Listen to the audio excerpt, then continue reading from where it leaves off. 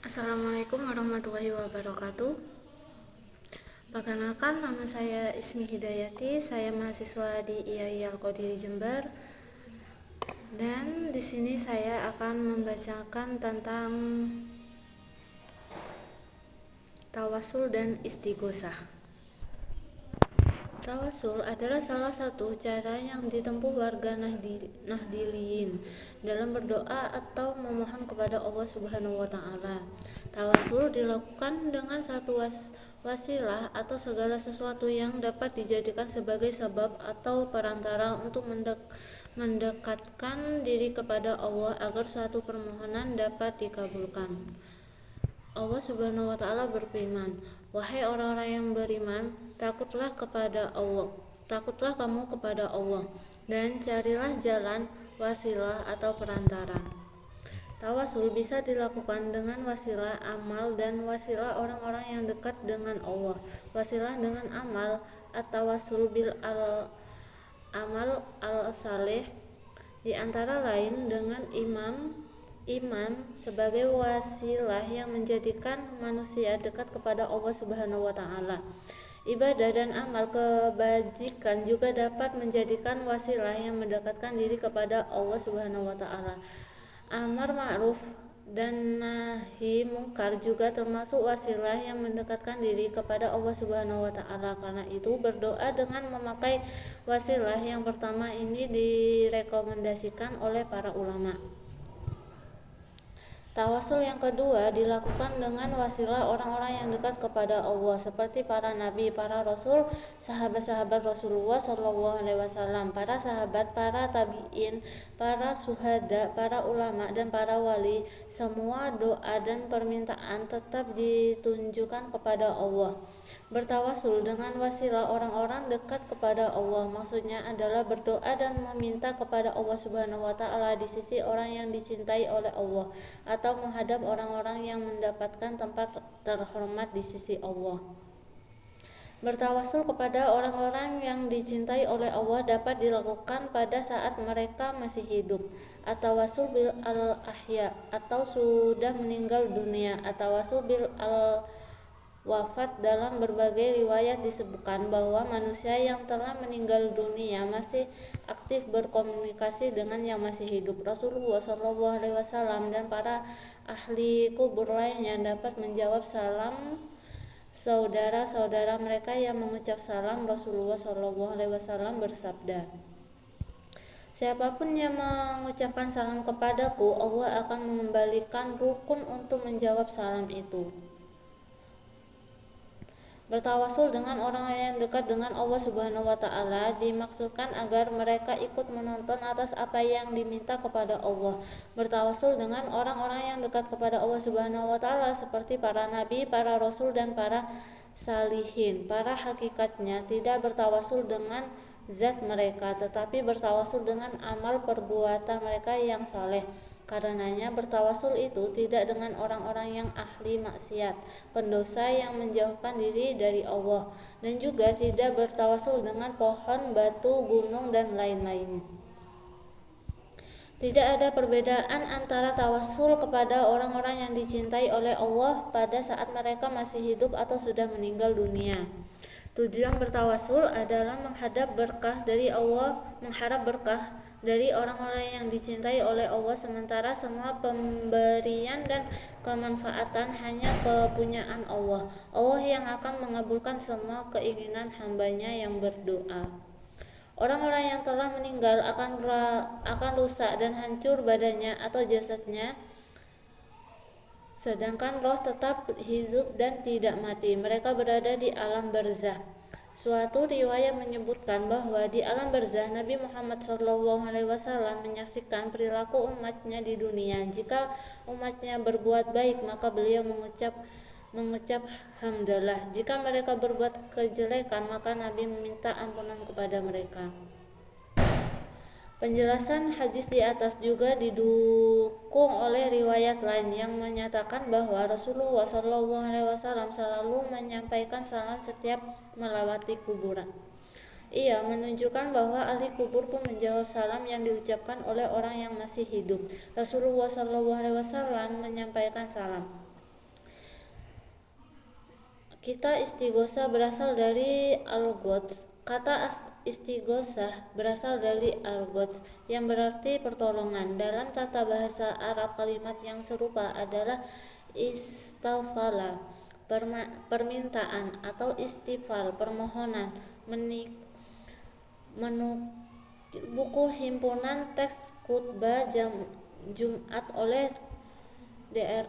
Agus Hermanto, istighosah menuntut ahli nahwu yaitu meminta pertolongan kepada Allah Subhanahu wa taala atau seorang yang mampu. Anjuran untuk beristighosah bagi umat muslim tercantum dalam beberapa hadis, salah satunya yang berbunyi, matahari akan mendekat kepada manusia di hari kiamat sehingga keringat sebagian orang keluar hingga mencapai separuh telinganya. Ketika mereka berada pada kondisi seperti itu, mereka beristighosah, meminta pertolongan kepada Nabi Adam, kemudian kepada Nabi Musa, kemudian kepada Nabi Muhammad SAW. Hurairah Al-Bukhari. Jenis-jenis istighosah merujuk buku surat Yasin, tahlil, dan istighosah oleh Kyai Zainuri Ihsan dan Ustadz Muhammad Hidayat. Istighosah terbagi menjadi 3 jenis, yaitu 1. Istighosah yang diperintahkan, yaitu istighosah kepada Allah Ta'ala. Hal ini sebagaimana diterangkan dalam Al-Quran surat Al-An'am dan Al-Anfal berikut ini. Katakanlah, terangkanlah kepadaku jika datang siksaan Allah kepadamu atau datang kepada kamu hari kiamat. Apakah kamu menyuruh sembahan lain selain Allah? Jika kamu orang-orang yang benar, tidak hanya Dialah yang kamu seru, maka Dia menghilang bahaya akan karenanya kamu meninggalkan sembahan-sembahanmu yang kamu sekutukan dengan Allah. Al-An'am 40-41. Istighosah yang diperbolehkan, yaitu istighosah meminta bantuan kepada seorang untuk mempunyai sifat hayyun, hidup, qadir, mampu, dan ada di hadapan kita. Allah Subhanahu wa taala berfirman, Dia Musa masuk ke kota Memphis ketika penduduknya sedang lengah. Maka dia mendapati di dalam kota itu 2 orang laki-laki sedang berkelahi, yang seorang dari golongannya Bani Israel, yang seorang lagi dari pihak musuhnya kaum Fir'aun. Ayat di atas berkenan dengan kaum Bani Israel yang beristighosah kepada Nabi Musa untuk mengalahkan musuh mereka Fir'aun. 3. Istighosah yang dilarang, yaitu istighosah kepada selain Allah, seperti kepada orang yang sudah meninggal, yang gaib, jin, dan lain sebagaimana, atau manusia yang tidak ada di hadapannya, ataupun orang yang tidak mempunyai ilmu agama. Dijelaskan oleh Mahturudin dalam buku Bingkai Pembiasaan Anak Soleh, tujuan istighosah adalah sebagai sarana mendapatkan diri kepada Allah Subhanahu wa taala untuk menambah iman, pengabdian, serta kematangan cita-cita hidup. Adapun manfaat diri istighosah yaitu 1. Mengusir setan, 2. Menghilangkan kesedihan dan kemuraman hati, 3. Mendapatkan keterangan jiwa, 4. Melapangkan rezeki, 5. Mengingatkan diri bahwa Allah selalu mengawasi dirinya sehingga mendorongnya untuk berbuat baik. 6. Malaikat akan ikut meminta ampunan kepada Allah bagi orang-orang yang berzikir. Kesimpulan, tawassul adalah mendekatkan diri untuk memohon kepada Allah melalui wasilah atau perantara. Pembagian tawassul. Tawassul yang dianjurkan: A. Dengan nama-nama dari sifat-sifat Allah, yaitu seorang memulai tawassul dengan menyebut, mengagungkan, memuji, mensucikan terhadap zatnya yang maha tinggi, kemudian berdoa. B. Dengan amalan soleh, yaitu seorang memulai tawassul dengan menyebut amal-amal soleh yang telah ia kerjakan, seperti kisah 3 pemuda yang terjebak di dalam gua. C. Dengan meminta kepada orang soleh yang masih hidup agar mendoakannya. Tawasul yang dilarang yaitu bertawasul dengan sesuatu yang tidak ada tentunya dalam Al-Quran dan Sunnah, namun tidak mengandung unsur kesyirikan, seperti bertawasul dengan hak dan kedudukan para nabi. Contoh tawasul seorang yang mengucapkan, "Ya Allah, aku mohon kepadamu dengan hak dan kedudukan para nabi."